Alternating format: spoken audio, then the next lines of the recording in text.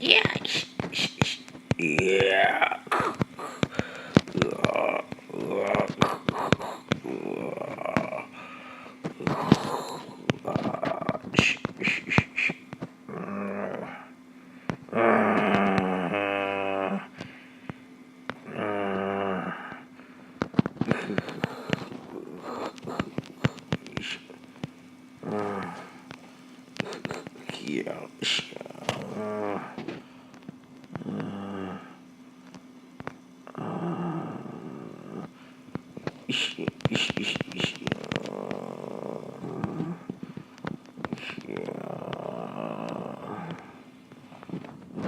Trả lời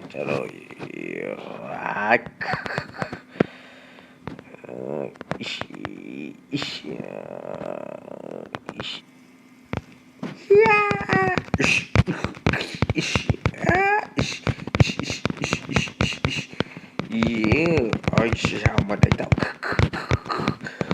hôm nay tao cho chúng mày chết ở đây. Wow, wow, wow, wow, wow, wow, wow,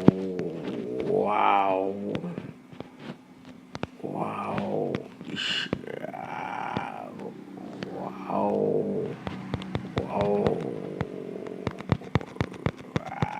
Tao phải giết con hổ này.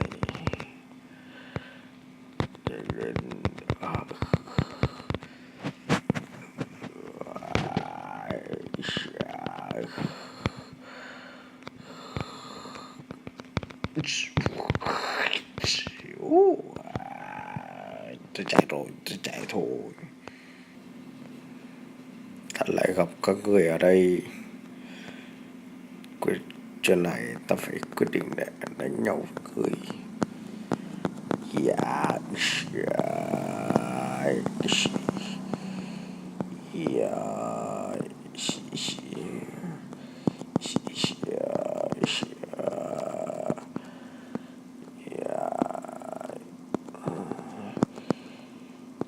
Quyết định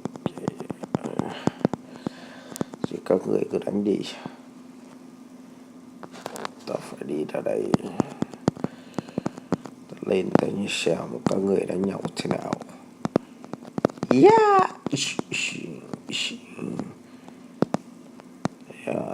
Ta đi ăn quả chuối.